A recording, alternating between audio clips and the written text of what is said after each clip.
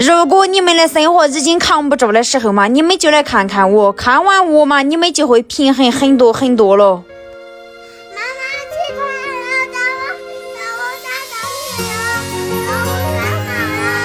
天菩萨嘞，直接困了着不住。昨天晚上呢是去上了个夜班，上次今天早上的7点过了才回来。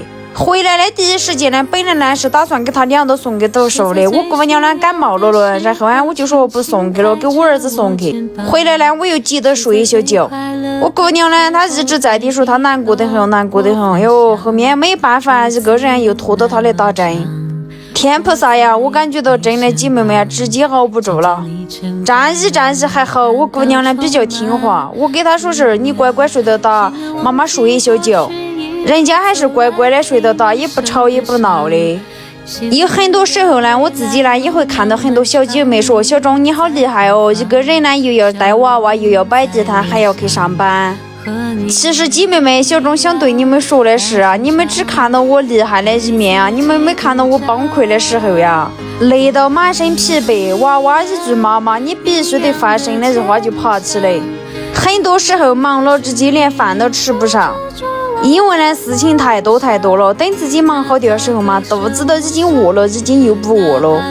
所以说啊，姐妹们啊，小钟还是想对你们说一句，选择真的很重要，当你选对了嘛，你这辈子你会很轻松的就过去掉了。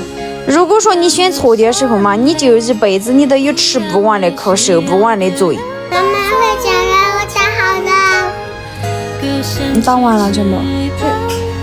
等我睡了一觉起来呢，我姑娘呢已经打好了，人家都喊我说是可以回家了。昨天晚上呢扣了200多米，我姑娘呢今天又用100多米。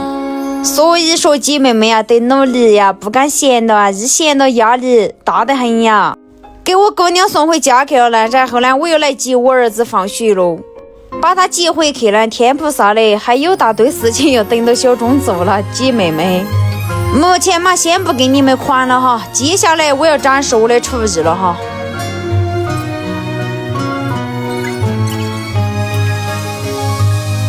谁能忘记过去一路走来陪你受的伤？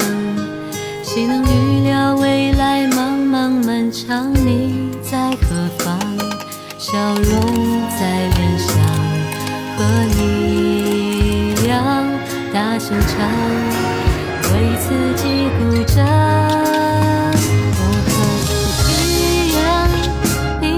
差不多忙了1个小时左右呢，我这顿饭呢也已经做熟了。天菩萨嘞，奔波了一天嘛，我感觉到现在吃什么都好好吃啊。吃一口简单的小青菜嘛，我能吃出那种大鱼大肉的那种香味。所以说啊，多运动哈嘛，还是有点好处的，吃什么都香。姐妹们不款了，看到视频呢给小钟点颗免费的小红心哈。这回呢教我儿子写作业呢，又是一天没有过去掉了。我们下个视频又见哈。